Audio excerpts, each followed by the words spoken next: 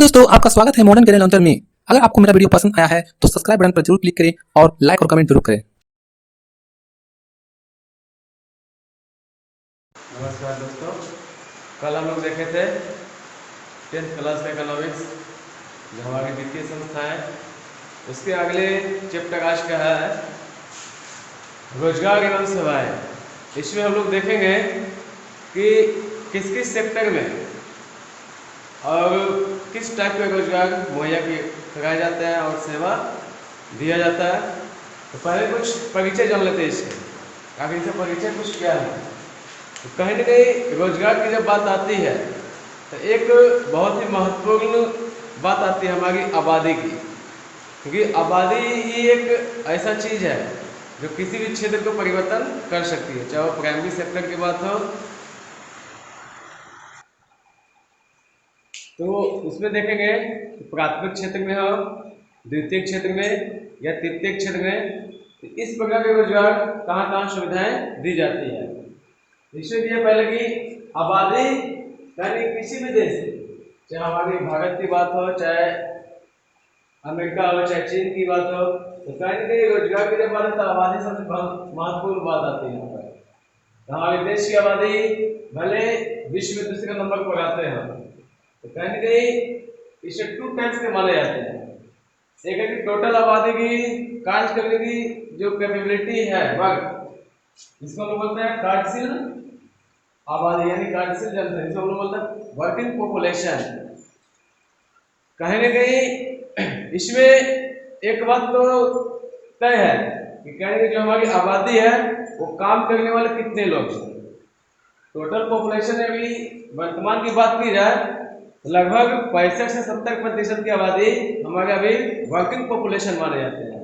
माननीय प्रधानमंत्री हर एक देश में जब जाते हैं तो बोलते हैं कि कहीं ना कहीं भारत युवाओं का देश है, क्योंकि इसकी औसत आयु लगभग 30 ईयर प्लस है, जबकि अन्य देशों का लगभग 40 प्लस है। तो कहीं ना कहीं कार्य करने की जो एक क्षमता है वो युवाओं में सबसे ज्यादा है, और भारत युवाओं का देश बोला भी जाता है। इसका कहने का प्रभाव है कृषि उद्योग एवं अन्य व्यवसाय में कहीं ना कहीं रोजगार और सेवाओं का होना। अगला जो है रोजगार के क्षेत्र, हम लोग पिछले क्लास में पढ़े होंगे कि अर्थव्यवस्था के क्षेत्र। अब कहीं ना कहीं हमारा जो रोजगार की जो बात होती है तो वही तीनों सेवाओं में होने की बात होती है। तो कौन कौन से क्षेत्र हम लोग देखे होंगे? प्राथमिक क्षेत्र, द्वितीय क्षेत्र और तृतीय क्षेत्र। प्राथमिक क्षेत्र को हम लोग इसके अंतर्गत देखते हैं कृषि, पशुपालन, वानिकी, मत्स्य पालन, खनन आदि आते हैं। दूसरा है द्वितीय क्षेत्र, इसके अंतर्गत निर्माण, विनिर्माण, विद्युत, गैस, जलापूर्ति आदि आते हैं। इसे औद्योगिक क्षेत्र भी कहा जाता है। अब प्राथमिक क्षेत्र को कृषि क्षेत्र भी कहा जाता है। तीसरा है तृतीय क्षेत्र, इसे सेवा क्षेत्र भी कहते हैं। इसके अंतर्गत आते हैं परिवहन, संचार, भंडारण, व्यापार, बैंकिंग, बीमा आदि आते हैं। अब कहने गई ये तीनों क्षेत्र में यदि देखा जाए तो कहीं सब में रोजगार की बात हो रही है। यहाँ पर हम देखा जाए तो कृषि में भी है, पशुपालन में भी है, वानिकी क्षेत्र में भी है, मत्स्य पालन भी है। तो कहीं छोटे छोटे क्षेत्र में क्या है रोजगार की बात हो रही है यहाँ पर, क्योंकि ये सब में कहीं व्यक्ति की जरूरत पड़ती है, तो व्यक्ति काम करेंगे ये सब, तो कहीं रोजगार यहाँ पर कहीं संलग्न यहाँ पर है। दूसरा है निर्माण। हम किसी क्षेत्र के निर्माण की बात करें, चाहे रोड का हो, चाहे हॉस्पिटल बन गया हो, चाहे रेलवे बन का निर्माण हो, कहीं ना कहीं निर्माण की जब बात होगी तो हम कहेंगे क्या मजदूर, इंजीनियर और भी कंस्ट्रक्शन के लोग इसमें शामिल होते हैं। तो कहेंगे इससे भी रोजगार की बात हो गई है। विनिर्माण में हम लोग इसे देखते हैं कंपनी के अंदर में जो प्रोडक्ट बन गई है, जब कंपनी के अंदर प्रोडक्ट बन गई है तो कहेंगे वहां पर मजदूर, मैनेजर वगैरह और भी उच्च पदाधिकारी होते हैं इसमें भी। तो कहेंगे विनिर्माण में भी एक कंपनी के अंदर जो आ गए हैं वहां भी रोजगार मिल गए हैं, सेवाएं वहां भी जारी है। फिर विद्युत इलेक्ट्रिसिटी भी बहुत योगदान दी जाती है रोजगार के क्षेत्र में, क्योंकि इसके अंतर्गत बहुत सारे कर्मचारी आते हैं, तो कहेंगे मजदूर भी आते हैं, तो ये भी कहेंगे क्या रोजगार देने के बाद किया जाएगा। गैस, हम लोग जो गैस का उपयोग करते हैं, इसके अलावा भी हॉस्पिटल वगैरह में जो गैस का उपयोग किया जाता है, ये सभी कहेंगे रोजगार के बाद की जाएगी। जलापूर्ति, हम लोग भले भी नल के माध्यम से पानी पीते हैं, उसमें भी रोजगार की बात आ गई है। हम लोग जो प्लास्टिक का बोतल जो उपयोग करते हैं, वहां भी कहेंगे रोजगार की बात आई। जो हमारे मार्केट में वहां भी एक चेन बन गया, एक मैन्युफैक्चरिंग से लेकर प्रोडक्ट जो मार्केट में है, तो वहां से लेकर जो हम लोग यूज कर रहे हैं, तो कहीं ना कहीं जलापूर्ति भी मायने रखती है। यानी छोटे छोटे प्रोडक्ट हम लोग के लिए कहने के जो इस्तेमाल तो कर रहे हैं, तो कहने वहां पर रोजगार और सेवाएं की बात हमेशा हो गई है। फिर हम लोग तृतीय क्षेत्र हम लोग परिवहन हम लोग बहुत ही अच्छे तरीके से जान सकते हैं। कहने की कोई भी कंपनी जब वो वस्तु का उत्पादन करती है, तो कच्चे माल से लेकर उसके और भी जो अन्य फैक्टर आते हैं, तो कहने परिवहन बहुत महत्वपूर्ण रखती है। तो कच्चे माल लाने के लिए परिवहन की आवश्यकता हो गई। जब प्रोडक्ट बन गई, मार्केट में बेचना है, वहां परिवहन की आवश्यकता होती है। फिर संचार, आज नए नए क्षेत्र में संचार की बहुत भूमिका हो गई है। हम लोग इंटरनेट, मोबाइल, सैटेलाइट, अन्य चीज संचार के माध्यम से जानते हैं। भंडारण, हम लोग को भी कच्चे पदार्थ या को वैसे पदार्थ जो कम समय में खराब हो जाते हैं, हम लोग कहेंगे भंडारण की बात होती है। यहाँ पर हम लोग भंडारण के लिए व्यवस्था, तो कहते वहां भी रोजगार प्रदान किए जाते हैं। व्यापार, इसके बिना तो संभव ही नहीं है।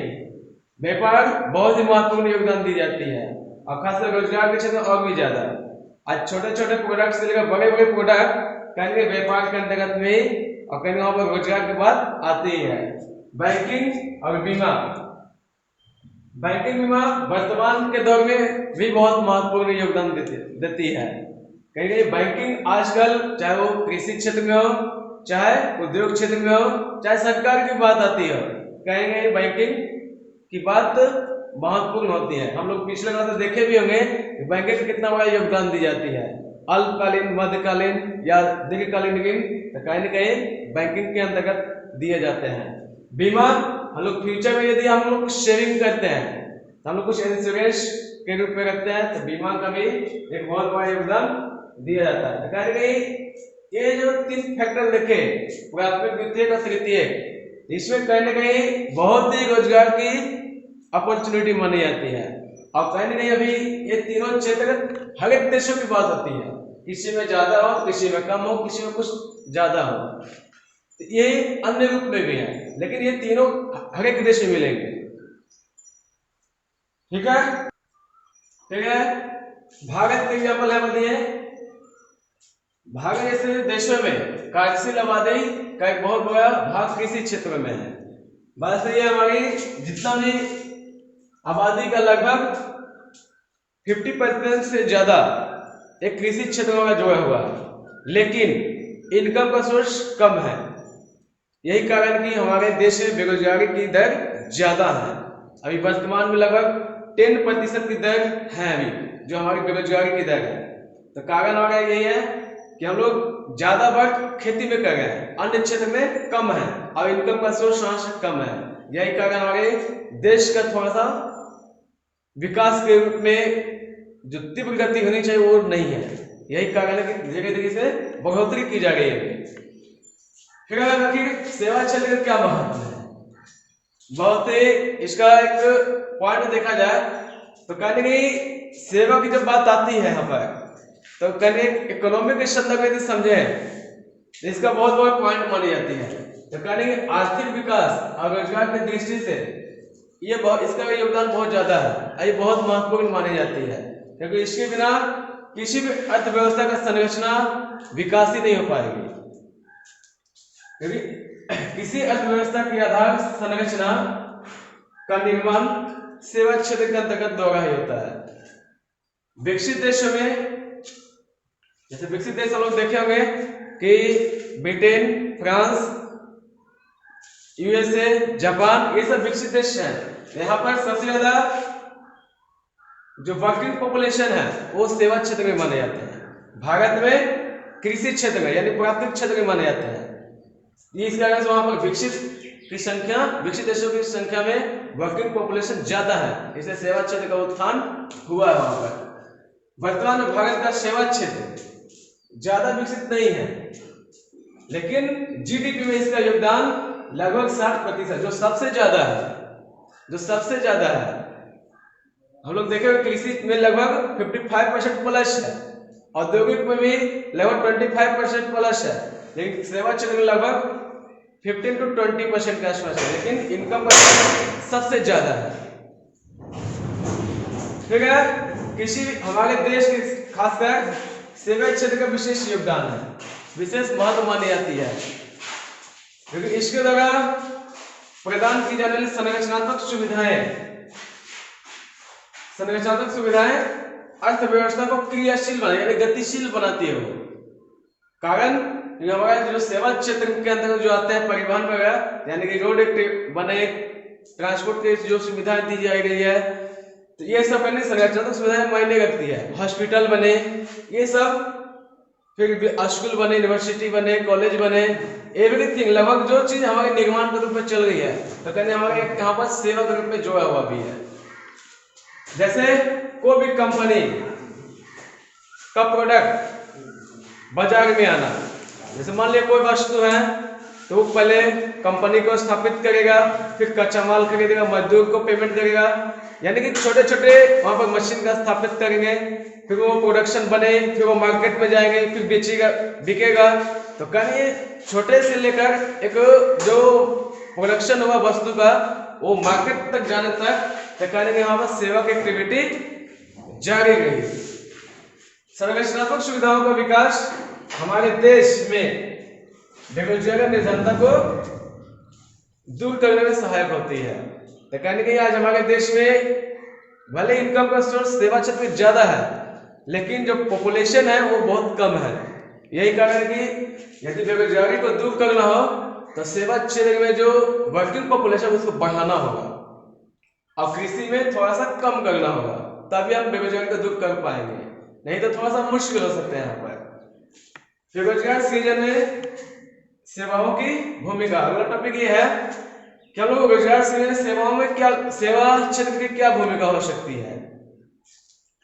लगभग विश्व के प्राय सभी देश कृषि व औद्योगिक क्षेत्र के उत्पादन विधि में एवं तकनीक में परिवर्तन हो गए हैं।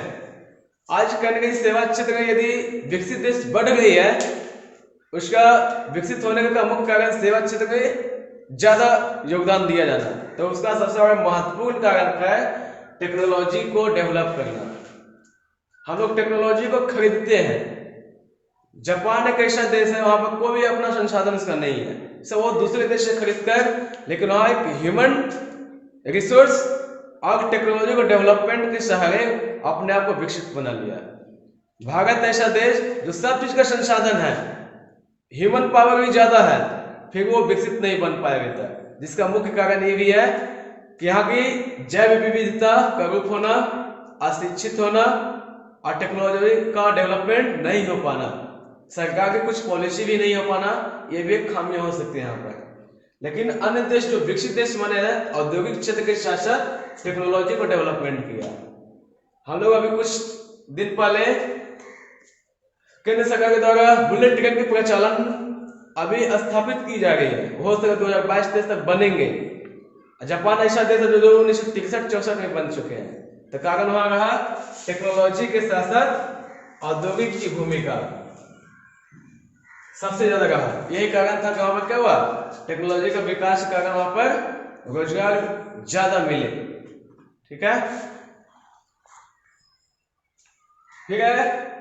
भारत के जीडीपी में कृषि का लगभग हम लोग बताए थे पिछले कुछ दिन पहले कि जीडीपी लगभग 14% योगदान है, लेकिन आबादी लगभग 55% की आबादी, यानी 55% से अधिक की आबादी जीवन यापन के लिए कृषि पर आधारित है।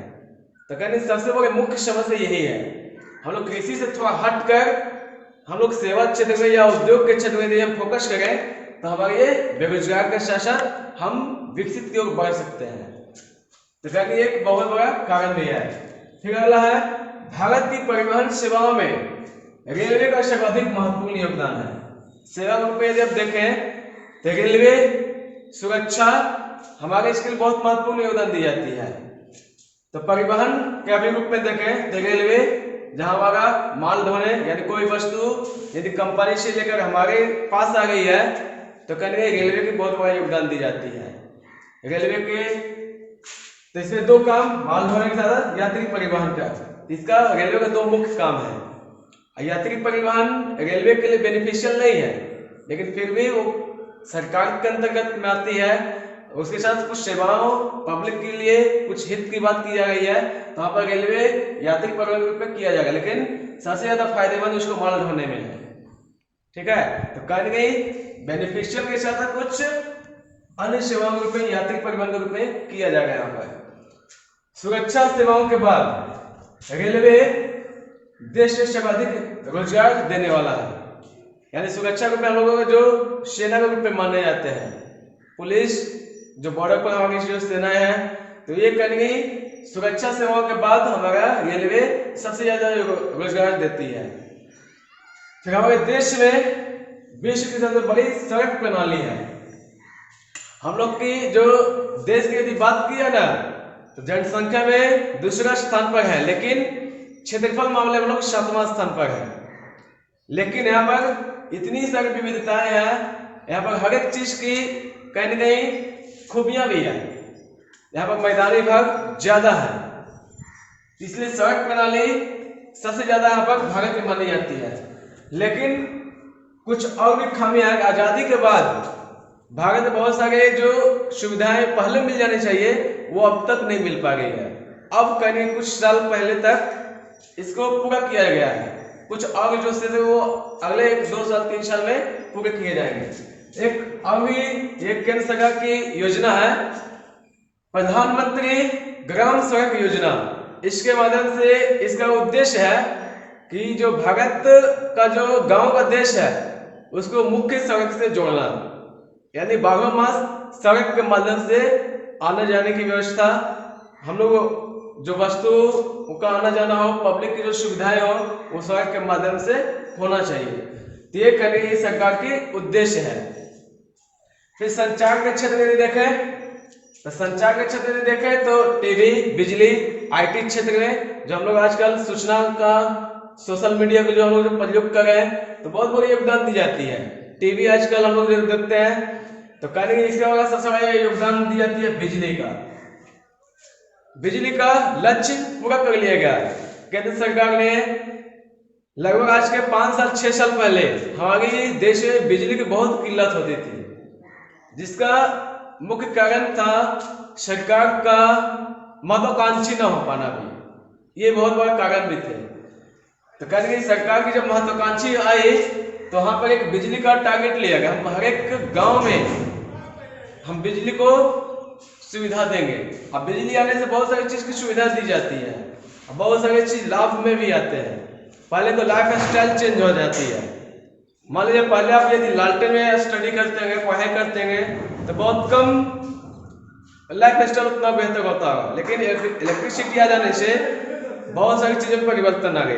पहले टीवी आ गया होगा, फिर मोटर लगे होंगे, पानी की सुविधा मिल गई, जो लोग पहले कुआं के माध्यम से या चापाकल के माध्यम से लाते होंगे, अब इलेक्ट्रिसिटी आ जाने से मोटर की सुविधा हो गई, वॉशिंग मशीन आ गए, फ्रिज आ गए, बहुत छोटे छोटे इलेक्ट्रॉनिक चीज, मिक्सी मशीन मान सकते हैं जो हम लोग कम समय ज्यादा से ज्यादा कर सकते हैं।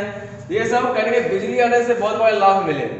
टेलीविजन, आज कोई शायद ऐसा घर होगा जो टेलीविजन से नहीं वंचित होंगे, लेकिन लगभग जैसा अनुमान है लगभग सभी घर में होंगे बिजली आने से। आईटी क्षेत्र में भी आज हम लोग हर एक, यदि आईटी क्षेत्र यदि डेवलप माने जाते हैं तो हर एक हाथ में मोबाइल, इससे बड़ा उदाहरण कुछ भी नहीं है कि सूचनाओं का सेकंड में एक जगह से दूसरी जगह पहुंच जाना, इससे आईटी क्षेत्र का बहुत बड़ा योगदान दी जाती है। फिर क्या कंप्यूटर, कंप्यूटर में भी हार्डवेयर एंड सॉफ्टवेयर।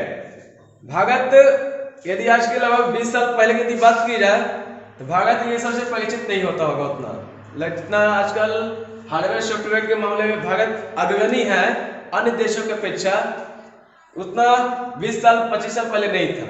तो कारण क्या था कि विश्व में टेक्नोलॉजी को डेवलप किया कंप्यूटर को, लेकिन भारत ने हार्डवेयर सॉफ्टवेयर को डेवलप कर दिया। यही कारण है कि आज सॉफ्टवेयर के मामले में भारत अग्रणी है। अब बहुत सारे जो इंजीनियर जो भारत में पढ़ाई करते हैं और स्टडी करने के बाद दूसरे देश चले जाते हैं तो कहने की सॉफ्टवेयर के मामले बहुत ज्यादा तेज होते हैं। यही कारण कि दूसरे देश सॉफ्टवेयर को आसानी से खरीद लेते हैं वहां पर। इसलिए बेंगलुरु हमारे एक बहुत बड़ा शहर है कर्नाटक के क्षेत्र में। बेंगलुरु जो आईटी और इलेक्ट्रॉनिक क्षेत्र में बहुत ही प्रसिद्ध मानी जाती है, इसे इलेक्ट्रॉनिक सिटी के नाम से जाने जाते हैं। कुछ और भी महत्वपूर्ण संगठन है जो केंद्र सरकार के माध्यम से संचालित होती है। इसरो, आप नाम सुने होंगे इसरो का और DRDO का। इन्होंने भी विज्ञान के क्षेत्र में भी, जो आजकल हम लोग मानते हैं कि विज्ञान सबसे बड़ा योगदान दी जाती है मानव के लाइफ स्टाइल में, तो विज्ञान के क्षेत्र में बहुत बड़ा इनोवेशन किया किसने? इसरो ने। और इन्होंने सेवा के क्षेत्र में बहुत बड़ा योगदान दिए गए। आजकल हम लोग जानते हैं, कुछ एग्जाम्पल बताते हैं कि ट्रेन कहाँ है। अभी कुछ रनिंग का स्टेटस जानने के लिए हम लोग तुरंत मोबाइल के इंटरनेट से कनेक्ट करते हैं तो हम लोग तुरंत इंफॉर्मेशन प्राप्त करते हैं। तो इसका सबसे बड़ा उद्देश्य, जानकारी का सबसे बड़ा स्रोत है सैटेलाइट के माध्यम से, क्योंकि बिना सैटेलाइट के माध्यम हम लोग जानकारी नहीं ले पाते हैं। और दूसरे देश में जो हम लोग घटना वीडियो कॉलिंग के माध्यम से देख लेते हैं, जान लेते हैं, तो कहने की सैटेलाइट बहुत बड़ा योगदान दी जाती है। और सैटेलाइट जब आ गई तो संचार के क्षेत्र में काम कर गया। इसको डेवलप किसने किया? तो हमारे देश की इसरो DRDO की बात होती है। वही विदेश की यदि बात की तो नासा, बहुत सारे अलग अलग देश की अलग अलग संस्थाएं हैं। तो ये कहने की सेवा क्षेत्र में बहुत बड़ा लाभ मिला इसको डेवलप करने से। फिर भारत में कुछ वन लाइनर क्वेश्चन के रूप में आते हैं। तो टीवी का पहला केंद्र कहाँ स्थापित किया गया था? 1959 में नई दिल्ली में ये प्रयोग किया गया था और यहाँ पर ये पहला केंद्र स्थापित किया गया था। तो कहने गई इस रूप में जो हम लोग देखे अभी कि सेवाओं का क्या क्या योगदान है, इसका बहुत बड़ा योगदान। आखिर सेवा यदि रूप में न रहता तो किसी भी देश की अर्थव्यवस्था ज्यादा ग्रोथ तो नहीं करता। हम लोग पहले यदि देखे होंगे प्राचीन काल में भी तो कहीं सेवा वहां भी थे, कहीं के परिवहन हम लोग देखे होंगे, चाहे वो स्थल मार्ग से होते हो चाहे समुद्री मार्ग से होते होंगे, तो कहीं एक बहुत बड़ा योगदान दी जाती है यहाँ भी। आज वर्तमान में दौर में यदि देखें तो सेवा क्षेत्र बहुत बड़ा रोल निभाते हैं किसी भी अर्थव्यवस्था में। अगला टॉपिक है सेवा के क्षेत्र में सेवा के विकास में बुनियादी सुविधाओं एवं शिक्षा की भूमिका। यानी कहनी गई यहाँ पर बात हो गई है शिक्षा और बुनियादी सुविधाओं की। पहले आते बुनियादी सुविधाओं में देख लेते हैं। पहले स्वास्थ्य एवं परिवार कल्याण, यानी कि अब यहाँ पर पूरा मानव की बात हो रही है। यहाँ पर मानव की मूलभूत आवश्यकताओं के संदर्भ में भी देखें तो पहला उसका मूलभूत सुविधा को मान लें कि हेल्थ सबसे बड़ी चीज है। अब हेल्थ कह रहे हैं एक तो अपने खुद से बेहतर बना ही सकते हैं, लेकिन यदि बीमार के संदर्भ में देखें तो कुछ ऐसे भी बीमारी हैं जो प्राकृतिक रूप में है। तो इसको कह रहे हैं स्वास्थ्य के रूप में देखें तो बहुत बड़े कुछ तत्कालीन बहुत सारी बीमारी थी, अभी भी बहुत सारे देखें, अभी वर्तमान में देख लें प्राकृतिक आपदा के रूप में जो आई है अभी, तो कहने गई हमारा चेचक, प्लेग, हैजा, ये सभी बहुत बड़े प्राकृतिक के रूप में माने जाते थे पहले भी। पहले के लोग भी, आज हम लोग पहले किताबें पढ़ते थे कि गांव के गांव उजड़ गए होंगे, उजड़ गए थे। आज वो इतिहास यदि देखें पूरा तो एक नजारा सामने है कि कितने के लोग घर का बर्बाद हो गए यहाँ पर। तो कहने स्वास्थ्य बहुत मायने रखती है। तो कहने मानव की यदि सुरक्षा की बात की जाए तो स्वास्थ्य के संदर्भ में तो सरकार के भी एक दायित्व है, और जो खासकर राज्य सरकार की, क्योंकि ये राज्य सरकार के राज्य सूची के विषय में आती है।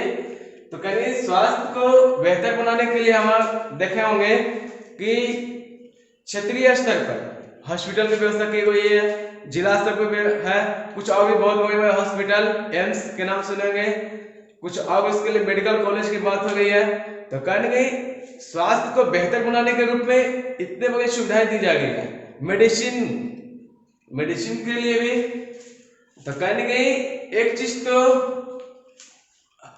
तय मानी जाती है कि जब तक मानव की बेहतर स्वास्थ्य और उसका परिवार बेहतर ना होंगे तब तक हम आर्थिक रूप से बेहतर नहीं कर पाएंगे। तो अगला चीज है आवास। आवास भी एक कहीं मूलभूत आवश्यकताएं मानी जाती है। पहले हम लोग मानते थे कि मानव की जो मूलभूत जरूरत है वो 3 चीज थे, रोटी कपड़ा और मकान। लेकिन अब हमारी मूलभूत आवश्यकता अब ज्यादा हो गई है। अब मूलभूत जरूरत यदि देखें तो रोटी कपड़ा और मकान तो पहले के थे, लेकिन अब ये सेकेंडरी के रूप में नहीं है, वो भी प्राइमरी रूप में माना जाता है।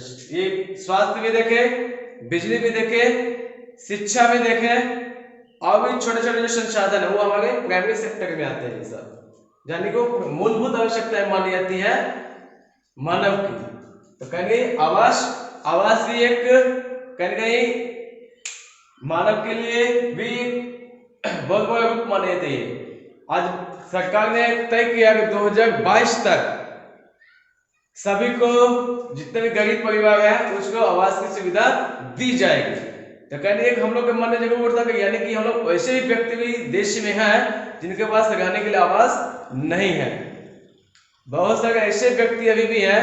एक एनजीओ की डाटा है, लगभग अंडर 15 ईयर यानी कि 15 साल के नीचे के ऐसे व्यक्ति हैं जिसके पास सरकार के पास ये डाटा नहीं है।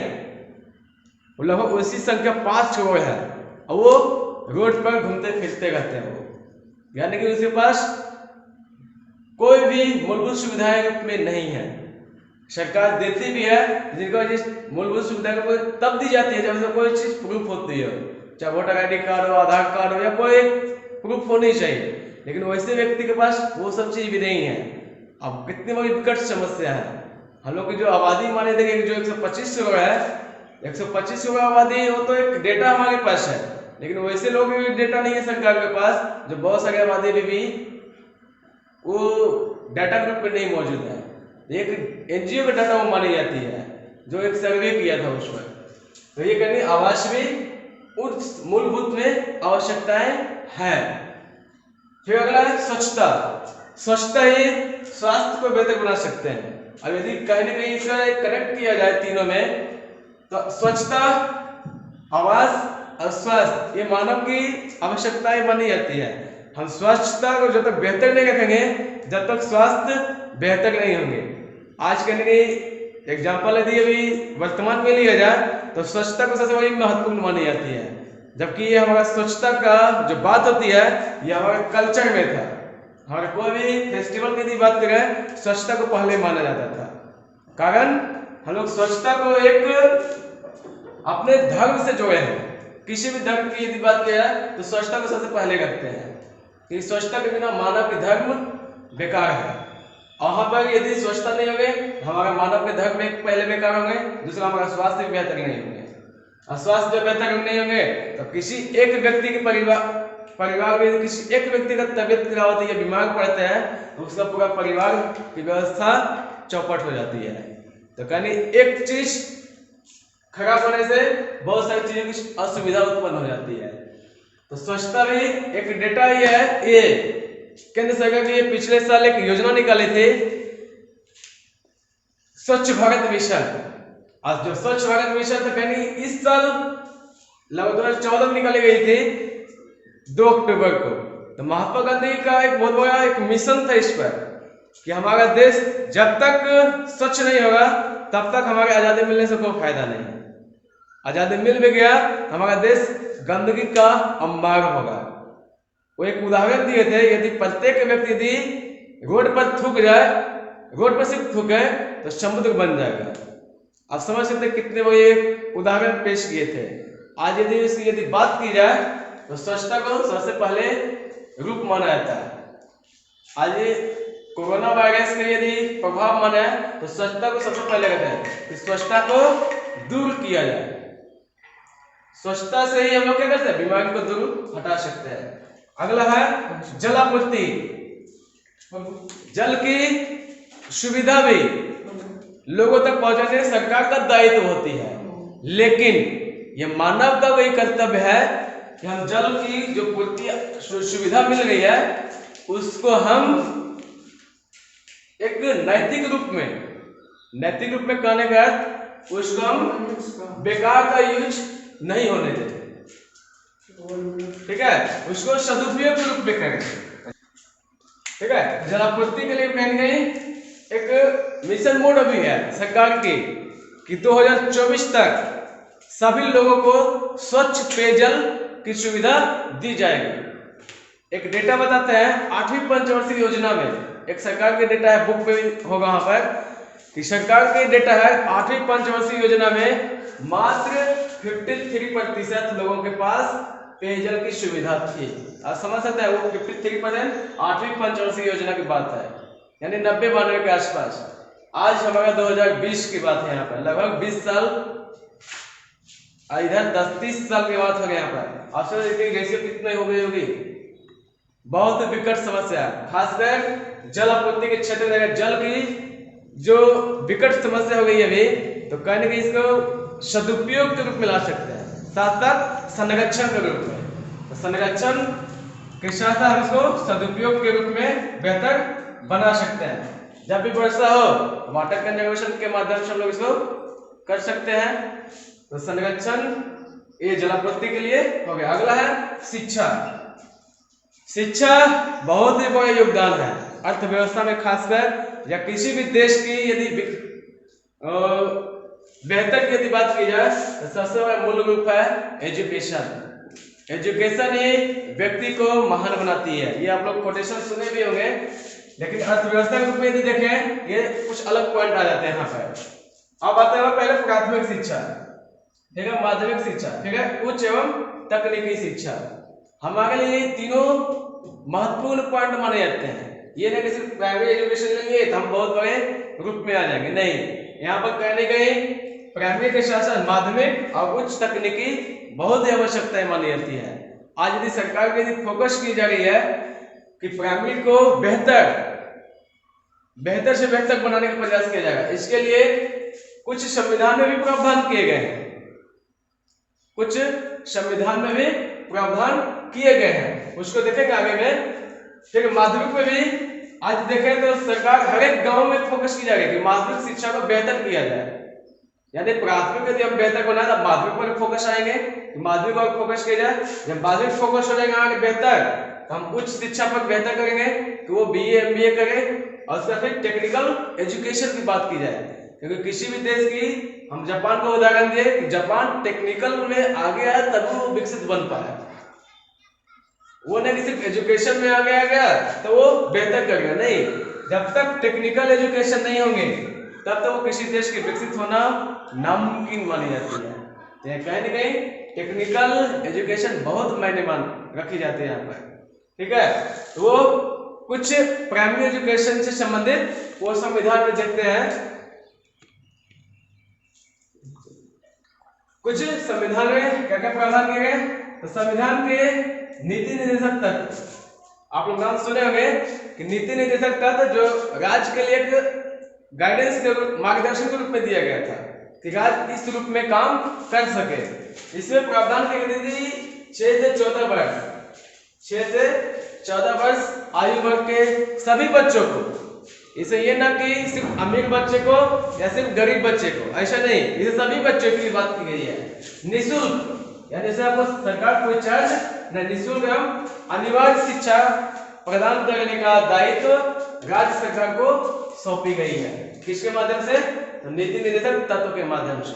इसलिए संविधान में ये प्रावधान है, इसका सरकार ने जिम्मेवारी भी लिया, कर दी गई है इसको, ठीक है। लेकिन एक और विषय बात की गई है संविधान संशोधन के माध्यम से, इसका नंबर है 86, यानी 86वां संविधान संशोधन 2002 में एक कानून लाई गई थी।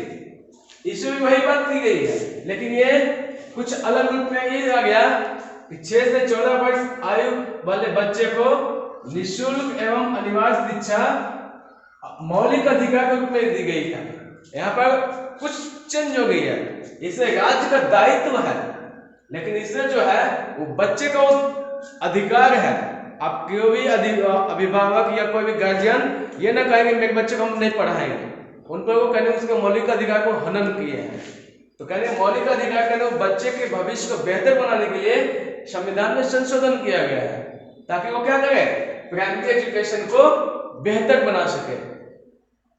वही 2001 में सर्व शिक्षा अभियान, आप लोगों ने इस योजना का नाम भी सुने होंगे, सर्व शिक्षा अभियान योजना लागू गई, जिसका उद्देश्य क्या था कि प्राइमरी एजुकेशन लेवल पर जो विद्यालय में अटेंडेंस रेशियो में नहीं थे, जो विद्यालय में बच्चे की उपस्थिति नहीं के बराबर होती थी, तो उसको कैसे बेहतर किया जाए, कैसे वृद्धि किया जाए, उसके लिए सर्व शिक्षा अभियान लाई गई है, जो यूनिसेफ संस्था के द्वारा और केंद्र सरकार के एक संबंध स्थापित करके इसको लाया गया है। ठीक है, अगस्त 1995 में राष्ट्रीय पोषण सहयोग कार्यक्रम आरंभ किया गया, जिसका मुख्य कारण ये था कि हम बच्चे की अटेंडेंस तो वृद्धि कर ही गए हैं, लेकिन कुछ ऐसे भी गरीब बच्चे थे जिसकी आर्थिक उतना मजबूत नहीं था कि वो अभिभावक अपने बच्चे को पढ़ाने के लिए स्कूल भेज सके। जिसका मुख्य कारण क्या था कि आर्थिक मजबूत करने के लिए वो अपने बच्चे को साथ साथ घर लेकर चल जाते थे, घर से काम करने के लेकर चल जाते थे।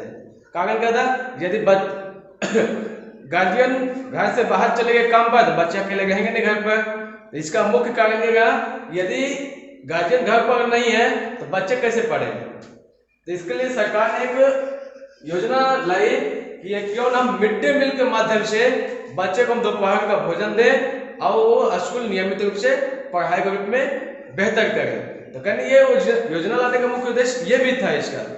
वही आप अन्य रूप में भी देखें, माध्यमिक स्तर पर देखें तो बहुत सारे स्कूल की बात की जा रही है कि हर एक 3 किलोमीटर 4 किलोमीटर पर एक माध्यमिक स्कूल की स्थापना की जा रही है, ताकि क्या है, जो हम रोड जो गांव से दूर दराज में पढ़ते थे इलाके, मान लीजिए कि नगर में स्कूल है माध्यमिक स्कूल और गांव बहुत दूर है, तो वो आने जाने में थोड़ी समस्या होती थी।